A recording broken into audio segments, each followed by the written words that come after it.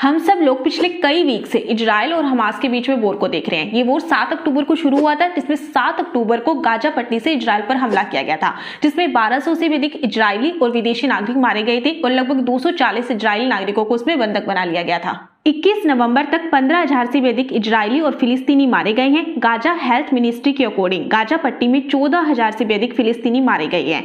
वहीं फिलिस्तीन के स्वास्थ्य मंत्रालय के अकॉर्डिंग गाजा में अब तक 15,200 लोगों की मौत हो चुकी है। इनमें 70% महिलाएं और बच्चे हैं। और वहीं यूनिसेफ ने गाजा को बच्चों के लिए वर्ल्ड का मोस्ट डेंजरस प्लेस बताया है, क्योंकि वहां पर 7 अक्टूबर से अब तक 5300 से भी अधिक बच्चों की डेथ हो गई है। हालांकि ये आंकड़ा अभी काफी बढ़ चुका है। देखो, अभी जो करंट में अटैक किया गया है मैं उस पर भी आऊंगी, लेकिन उससे पहले ना हम शुरू से चीजों को समझते हैं कि ये जो वॉर है इजराइल और हमास के बीच में, ये कैसे शुरू हुआ, कब शुरू हुआ, इन सब चीजों को हम डिटेल में समझेंगे। मैं यहाँ पर आपको 2 बातें समझाऊंगी। जेरूशलेम एक स्थान है जहां पर यहूदी धर्म का विकास हुआ था। उसी के पास एक जगह है बेथलहेम, जहां पर ईसा मसीह का जन्म हुआ था और उनकी डेथ जेरूशलेम में हुई थी। जेरूशलेम के पास में एक और जगह है जिसका नाम है मक्का, जहां पर मोहम्मद पैगंबर साहब का जन्म हुआ था। देखो, मेरा ये सब बताने के पीछे का पर्पज ये था कि जेरूशलेम जो स्थान है उसका यहूदी, ईसाई और इस्लाम, इन तीनों में अपनी अपनी इंपॉर्टेंस है। अब हम बात करते हैं टेंपल माउंट के बारे में। यहूदी और ईसाई धर्म को मानने वाले लोग इसे टेंपल माउंट कहते हैं, वहीं इस्लाम को मानने वाले इसे हरम अल शरीफ कहते हैं। ये जो आपको गोल्डन कलर में दिखाई दे रहा है ये है डोम ऑफ द रॉक, और ये जो आगे छोटे वाला है ये है डोम ऑफ द चैन, और ये है अल-अक़सा मस्जिद। डोम ऑफ द रॉक में एक स्टोन रखा गया है, और जो लोग इस्लाम को मानते हैं उनका ऐसा मानना है कि जब मोहम्मद पैगंबर साहब ने रात्रि में स्वर्ग की यात्रा की थी तो उनके घोड़े बुराक ने उस स्टोन पर पांव रखकर ही स्वर्ग के लिए उड़ान भरी थी। डोम ऑफ द चैन का संबंध यहूदी धर्म के जो लोग हैं वो ये मानते हैं कि उनके राजा जो सोलोमन थे वो वहां पर न्याय किया करते थे। वहीं इस्लाम को मानने वाले डोम ऑफ द चैन का संबंध मानते हैं कि एक दिन कयामत का दिन आएगा, उस दिन कब्र से सारे मुर्दे उठेंगे, उनके कर्मों का हिसाब होगा। जिन्होंने अच्छे कर्म किए वो स्वर्ग चले जाएंगे और जिन्होंने बुरे कर्म किए वो नरक की तरफ चले जाएंगे। इसके चारों तरफ एक वॉल भी है जिसे वेस्टर्न वॉल कहते हैं। और यहूदी धर्म के जो लोग हैं वो ये मानते हैं कि हजरत मूसा साहब, जो कि यहूदी धर्म के पैगंबर माने जाते हैं, उन्होंने जो 10 नियम दिए थे वो वेस्टर्न वॉल के जस्ट पीछे एक लकड़ी के बॉक्स में रखे गए हैं। और आपने देखा भी होगा कि जब भी यहूदी धर्म के लोग पूजा करते हैं तो वो वेस्टर्न वॉल की तरफ फेस करके ही पूजा करते हैं। वहीं इस्लाम में वेस्टर्न वॉल को बुराक वॉल कहते हैं, क्योंकि वो ये मानते हैं कि मोहम्मद पैगंबर साहब ने अपना घोड़ा इसी वॉल के सहारे बांधा था। वहीं अगर मैं टेंपल माउंट की बात करूं तो इसमें 10 दरवाजों में से केवल मुस्लिम धर्म संप्रदाय के लोग आ सकते हैं और केवल एक दरवाजा अन्य धर्म के लोगों के लिए है। और इन 10 दरवाजों का नियंत्रण वक्फ बोर्ड जॉर्डन पुलिस की सहायता से करती है।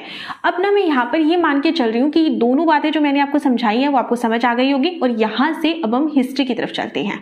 राजा सोलोमन ने जेरूशलेम में टेंपल माउंट का निर्माण करवाया। मंदिर का निर्माण करने के कुछ टाइम बाद ही मेसोपोटामिया, बेबीलोनिया, यूनान ने आक्रमण करके मंदिर को नष्ट कर दिया। 576 ईसा पूर्व यहूदियों ने अपना सेकंड टेंपल बनाया। 63 ईसा पूर्व वहां पर अब रोम का नियंत्रण हो गया। जेरूशलेम का राजा यहूदी राजा हेरोड को बनाया गया। राजा के बाद उनके बेटे हेरोड एंटिपस ने वहां का शासन संभाला। इसके बाद में रोमन और यहूदियों के बीच में संघर्ष देखने को मिलता है। यहूदियों को वहां से निकाला गया, उनके मंदिरों को नष्ट किया गया और अब उस एरिया का नाम पैलेस्टाइन यानी कि फिलिस्तीन रख दिया गया। यहां से अब रोम साम्राज्य पर ईसाई धर्म का प्रभाव देखने को मिलता है। राजा कॉन्स्टेंटाइन ईसाई धर्म से बहुत प्रभावित हुए थे और उन्होंने कहा जो भी व्यक्ति चाहे वो ईसाई धर्म अपना सकता है। उन्होंने जेरूशलेम में चर्च बनाई, यहूदियों को मारना और उन्हें दास बनाना शुरू कर दिया। 337 ईस्वी में उनकी डेथ हो जाती है और 380 ईस्वी में उस एरिया में ईसाई धर्म को स्टेट रिलीजन घोषित कर दिया जाता है। अब हम बात करते हैं जायनिज्म की फर्स्ट वेव की। इसमें ना इस बात पर जोर दिया गया था कि पूरी दुनिया में यहूदियों के लिए भी एक सुरक्षित जगह होनी चाहिए जहां पर वो आराम से रह सके। इसमें 2 व्यक्तियों ने इंपॉर्टेंट रोल प्ले किया था। एक थे एलिजर बेन यहूदा और एक थे थियोडर हेर्जी। एलिजर बेन यहूदा ने हिब्रू मीडियम के सारे स्कूल खोल दिए और उन्होंने हिब्रू भाषा का प्रचार प्रसार किया। थियोडर हेर्जी ने 1897 में एक संगठन की नींव रखी थी और उसकी जो थीम थी वही आगे चलकर इजराइल का नेशनल एंथम बना था। इसके बाद में 1903 में दंगे होते हैं जहां हजारों की संख्या में यहूदियों को मारा गया। लगभग 40,000 यहूदी वो स्थान छोड़कर वहां से चले गए। 1909 में यहूदियों को अपना शहर तेल अवीव बना। इसके बाद जेरूशलेम में इस्लाम धर्म आता है। 1917 में इंग्लैंड ने बेल्फोर घोषणा की। फॉरेन सेक्रेटरी ऑर्थर बेल्फोर ने लॉर्ड रोथशिल्ड को लेटर लिखकर कहा कि एक जियोनिज्म फेडरेशन का गठन किया जाए। अब फिलिस्तीन को यहूदियों का नेशनल होम बनाने की परमिशन दी गई और ये भी कहा गया कि जो गैर यहूदी लोग हैं वो अपने अधिकारों के साथ में वहां पर रह सकते हैं। 1918 में ओटोमन साम्राज्य को हराया गया और 1922 में अब सारा कंट्रोल ब्रिटेन के हाथों में आ गया। अब फिलिस्तीन में दंगे होने लगे क्योंकि वहां पर अरब और इस्लाम को मानने वाले लोगों को लगने लगा था कि इंग्लैंड इसको एक यहूदी देश बनाना चाहता है। उसी समय एक यहूदी संगठन भी बना था जिसका नाम था हगानाह, जिसका मतलब होता है डिफेंस। इन 10 सालों में 5 आलियां हुई थी जिनमें 1 लाख से भी अधिक यहूदी वहां पर पहुंचे थे। अब वहां पर जो इस्लाम धर्म को मानने वाले लोग थे उनका भी चिंता होना जायज था क्योंकि वहां पर धीरे धीरे यहूदियों की जो संख्या थी ना वो बढ़ने लगी थी। 1930 के बाद में जर्मनी में हिटलर का शासन आता है और जो हिटलर था वो यहूदियों से बहुत नफरत करता था। सबसे पहले यहूदियों को कंसंट्रेशन कैंप में रखा जाता था, फिर वहां से उन्हें गैस चैम्बर में डाला जाता था और कार्बन मोनोऑक्साइड गैस छोड़ी जाती थी। इस तरह से यहूदियों को मारा जाता था। उस समय हिटलर ने लगभग 60 लाख से भी अधिक यहूदियों को मारा था। 1936 से 1939 तक अरब विद्रोह हुआ था जिसमें हजारों की संख्या में लोग मारे गए थे। उनमें मरने वालों में यहूदी, अरबी और ब्रिटिश के लोग शामिल थे। अब इंग्लैंड को लगने लगा कि हालात बहुत खराब हो गए तो उन्होंने 1939 में व्हाइट पेपर निकाला जिसमें अब यहूदियों की एंट्री पर रोक लगा दी गई। 1941 से 1945 तक जर्मनी और पोलैंड में यहूदियों को मारा जा रहा था। अब यहूदियों को ये समझ में नहीं आ रहा था कि वो जाए तो जाए कहाँ, क्योंकि ब्रिटेन के व्हाइट पेपर से अब उनके एंट्री पर भी रोक लगी थी। तो 1946-47 में फिलिस्तीन में अवैध तरीके से यहूदियों को वहां पे लाया जा रहा था और यहूदी जो थे वो इस व्हाइट पेपर की वजह से ब्रिटेन से नाराज भी थे। एक यहूदी संगठन इरगुन ने 22/7/1946 को किंग डेविड होटल जो कि जेरूसलम में है उस पर अटैक किया जिसमें 91 ब्रिटिश लोग मारे जाते हैं। अब जिन लोगों ने ये अटैक किया था उनमें से 3 लोगों को गिरफ्तार करके सजा दे दी जाती है। इरगुन जो है वो ब्रिटिश के 2 सैनिकों को गिरफ्तार करके उन्हें सरेआम फांसी दे देते हैं, जिससे ब्रिटिशर्स को डर लगता है कि उन्हें लगता है कि अभी फिलिस्तीन छोड़ के जाना पड़ेगा, तो वो तो चले जाते हैं लेकिन जो ये मामला है वो यूएन में चला जाता है। 1947 में यूएन 2 स्टेट सॉल्यूशन लेकर आता है। वो 45% एरिया तो फिलिस्तीनियों को दे देते हैं, 55% एरिया जो है वो यहूदियों को दे दिया जाता है और जेरूसलम को यूएन अपने कंट्रोल में रखता है। ये फिलिस्तीन है, ये इजराइल है और ये है जेरूसलम। 33 वोट इसके पक्ष में थे, 13 वोट इसके विपक्ष में थे और 10 देशों ने इसके बारे में कोई भी फैसला करने से मना कर दिया था। देखो, इस 2 स्टेट सॉल्यूशन से यहूदी धर्म के लोग तो खुश थे लेकिन अरब देश के जो लोग थे वो खुश नहीं थे क्योंकि वो एक ही स्टेट फिलिस्तीन चाहते थे। अरब देशों के अलावा केवल भारत ही ऐसा देश था जिसने फिलिस्तीन को सपोर्ट किया था। 14/5/1948 को इजराइल की स्थापना हुई थी। यूएसए और यूएसएसआर ने उसे मान्यता दी। 1950 में भारत ने भी इसको मान्यता दे दी। पाकिस्तान और अफगानिस्तान ये 2 देश ऐसे हैं जिन्होंने इजराइल को अभी तक मान्यता नहीं दी है। इसके बाद में क्या होता है कि जो भी अरब कंट्रीज होती हैं जैसे कि Iraq, Syria, Jordan, Lebanon, Egypt और 40 अन्य देश मिलकर इजराइल बनने के जस्ट एक दिन बाद यानी 15 मई 1948 को इजराइल पर अटैक करते हैं। उनके दिमाग में एक चीज थी कि इजराइल अभी नया देश बना है, छोटा सा देश है और इसको हम इजीली हरा देंगे। ये वॉर 1 साल तक चलता है और इजराइल इसमें जीत जाता है क्योंकि उस समय इजराइल को सपोर्ट यूएसए, यूएसएसआर और ब्रिटेन ने किया था।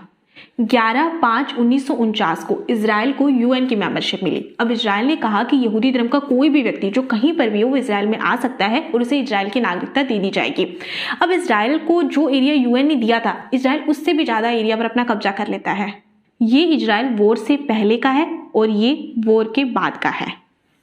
1949 में एक आर्मिस्टिक एग्रीमेंट होता है जिसमें ग्रीन लाइन बना दी जाती है जिसे आप टेम्परेरी लाइन भी कह सकते हैं। अब यूएन कहते हैं कि जब तक कोई फैसला नहीं होता है तब तक इसी ग्रीन लाइन को फॉलो किया जाएगा। अब आप मैप से समझिए, ये ब्राउन वाला पार्ट अब इजिप्ट के पास में चला गया, इसे गाजा स्ट्रिप कहते हैं। पर्पल वाला पार्ट जॉर्डन के पास चला गया, इसे वेस्ट बैंक कहते हैं। बाकी सारा एरिया इजराइल के पास में था। अब अगर देखा जाए तो फिलिस्तीन के लिए तो कुछ बचा ही नहीं था और लगभग 7,50,000 जो फिलिस्तीनी थे वो रिफ्यूजी बन जाते हैं और फिलिस्तीनी इस डे को नकबा डे कहते हैं। अरब कंट्रीज ने भी उन्हें लेने से मना कर दिया था और ना ही उन्हें अपने देश का सिटीजन बनाया। अब दूसरी तरफ जो यूएन है ना वो इजराइल से कहता है कि देखो आप 2 स्टेट सोल्यूशन को फॉलो करो। तो इजराइल कहता है कि जो एरिया जॉर्डन और इजिप्ट ने ऑक्यूपाइड कर रखा है आप उस एरिया को फिलिस्तीनियों को दे दो।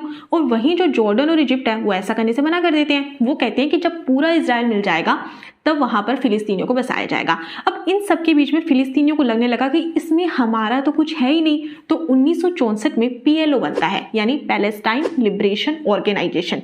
इसको बनाने के पीछे का मकसद ये था कि इजराइल से अपनी जमीन जो है उसको वापस लिया जाए। 1967 में अरब कंट्रीज फिर से इजराइल पर अटैक करती हैं। इसको 6 डे वॉर कहते हैं क्योंकि ये 5 जून 1967 से 10 जून 1967 तक चली थी। अब इसमें ना इजराइल जीत जाता है और वो इजिप्ट, जॉर्डन और सीरिया तीनों को हरा देता है। इजिप्ट से वो गाजा स्ट्रिप, जॉर्डन से वेस्ट बैंक और सीरिया से गोलन हाइट ले लेता है और जेरूसलम को भी अपने कंट्रोल में ले लेता है। अब इसके बाद में इजराइल के पास में सारा एरिया आ जाता है और साथ ही साथ उसे 2 मिलियन फिलिस्तीनी भी मिलते हैं। अब इजराइल जो था वो उनको सिटीजनशिप नहीं देना चाहता था, क्योंकि अगर वो सिटीजनशिप देता तो इन्हें वोट देने का राइट मिल जाता, और ऐसा तो इजराइल बिल्कुल नहीं चाहता था। तो उसने क्या किया, जहां जहां पर गाजा स्ट्रिप और वेस्ट बैंक में फिलिस्तीनी रहते थे उनके आसपास यहूदियों को सेटल करना शुरू किया। इसके बदले में यहूदियों को होम, लैंड, यहाँ तक कि सरकारी नौकरी भी दी जाती थी। गाजा स्ट्रिप और वेस्ट बैंक में टेलीकम्युनिकेशन, इलेक्ट्रिसिटी, वाटर सप्लाई, ये सब इजराइल का होता था। अब जो अरब कंट्रीज थी ना, उनको इजराइल से लड़ने में भी डर लगने लगा था। तो इजिप्ट और जॉर्डन जो थे उन्होंने इजराइल से पीस एग्रीमेंट करके किनारा कर लिया। अब यहाँ से फिलिस्तीनियों को लगता है कि भाई हमें हमारी जो लड़ाई है ना वो खुद ही लड़नी पड़ेगी। यहाँ पर आप मैप से समझिए, 1946 में ये मैप था, 1947 में यूएन ने ये मैप बना दिया, 1949-63 में ये मैप था, और एट प्रेजेंट ये मैप है। 1972 में म्यूनिक नरसंहार हुआ था। म्यूनिक ओलंपिक में इजराइल के 6 कोच और 5 प्लेयर को बंधक बनाकर फिर उन्हें मार दिया जाता है। जर्मनी उनमें से कुछ को गिरफ्तार कर लेता है, लेकिन जब जर्मनी का प्लान हाईजैक किया जाता है तो उनको छुड़वाने के बदले में जर्मनी इनको छोड़ देता है, जिससे यहूदियों को बुरा लगता है।